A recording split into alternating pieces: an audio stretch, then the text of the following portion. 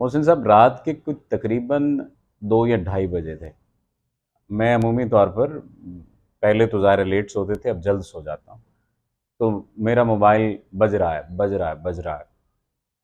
आपको याद होगा ये मोबाइल जब बज रहा था और ये आपने ही ला कर दिया था कि सदर भाई आपकी कॉल आई है, ये कॉल लें। मैं वो कॉल अटेंड की। दूसरी जानिब रोने की आवाज़ है, मुसलसल एक आवाज़ आ रही है और रोने की आ रही है। अब मुझे समझ नहीं आ रही कि मैं क्या, मतलब इस पर रिएक्ट क्या करूं। अननोन नंबर है।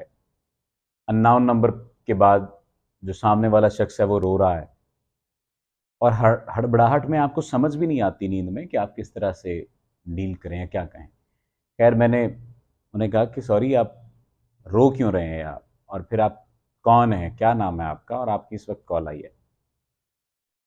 उन्होंने कहा सर, मुझे आपका नंबर मुझे एक जगह से मिला, मैं वो नहीं बता सकती, लेकिन मेरे साथ बहुत सीवियर प्रॉब्लम हो गया। मैंने कहा क्या हुआ है? तो उन्होंने कहा कि मेरी शौहर के साथ लड़ाई हुई है और शौहर मुझे मेरे वालदैन के घर छोड़कर चले गए हैं, और मेरा दिल कर रहा है कि मैं खुद को कत्ल कर लूँ। मैंने अपनी दोस्त से बात की तो उन्होंने कहा कि एक दफ़ा रुको, सर से बात कर लो। तो उन्होंने उसने नंबर भेजा, मुझे नहीं मालूम आपका नाम क्या है। तो सर मुझे बताएं मैं क्या करूं, मुझे समझ नहीं लग रही, मैं खुदकुशी करना चाहती हूँ, मुझे कोई तरीका बता दें। यानी सवाल देखिएगा, मुझे कोई तरीका बता दें, कोई खुदकुशी का हलाल तरीका बता दें, मैं खुदकुशी कर लूँ। तो मैं घबरा गया। मैं ये डर रहा था कि यार खुदा ना खास्ता इसने कुछ कर लिया, आखिरी कॉल मेरी है, तो मेरा जब डाटा निकलेगा तो उस खातून ने कहना है या इसके घर वालों ने कहना है कि लो जी, मरवाने वाला ये बंदा है।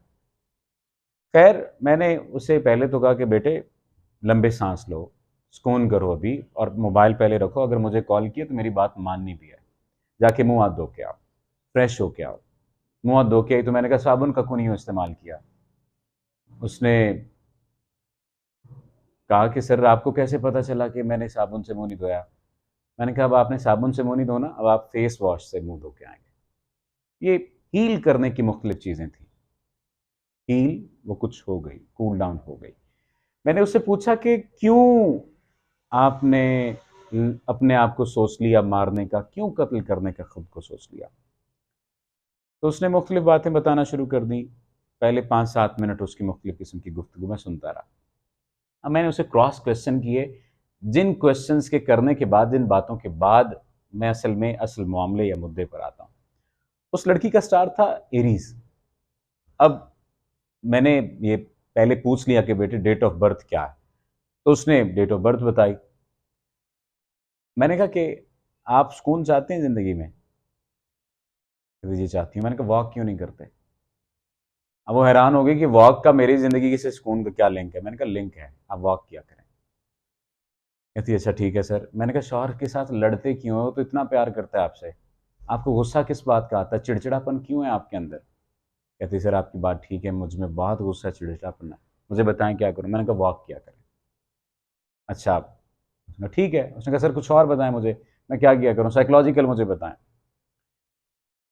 3-4 चीज़ें मैंने उसे बताई, और साथ में एक चीज़ मैंने ये सजेस्ट की कि अगर आपको भूल जाने का मसला है ना, एरीज के साथ ये मसला होता है मोहसिन साहब, ये मसला एरीज के साथ होता है। तो मैंने कहा अगर आपको भूल जाने का मसला है ना तो कोई बात नहीं, भूल जाया करें। आप इस बात पे क्यों रोते हैं कि मुझे, मैं भूल जाती हूँ, और आपको लड़ाई की बातें याद रहती हैं, आप लड़ाई की बातें लिख लेती हैं कि ये कहा था मुझे उमर ने, ये कहा था मुझे उमर ने, ये कहा था। लड़ाई की बातें याद नहीं रखती। कहती चलें ठीक है। मैंने कहा कल खुद ही आपने घर चले जाना है। मैंने कहा कि यार को पाँव में पड़कर भी मना लिया जाता है, वो तो आपका शौहर है, आपको धक्के देकर बाहर नहीं निकालेगा। कहती सर अगर मेरी सास ने मुझे बुरी बुरी कहीं तो मैं, कोई बात नहीं, सुन लीजिएगा, मां समझ के सुन लीजिएगा। खैर उसने ये बात मान ली, सुन लिया, तस्लीम कर ली ये बात। और उसके बाद मुझे उसने कोई 20 दिन बाद रब्ता किया और कहा कि मैं उमर को आपसे मिलवाना चाहती हूँ। अब उमर साहब आए हैं, उनसे मुलाकात हुई है, इनसे मुलाकात हुई है, और वो खुश हैं, बहुत खुश हैं। तो मैंने उनसे पूछा कि ऐसा क्या हुआ है या क्या चीज़ हुई है। तो मुझे कहने लगी सर एक तो आपने मुझे वॉक का कहा था और मैं और ये वॉक पे जाने लग गए।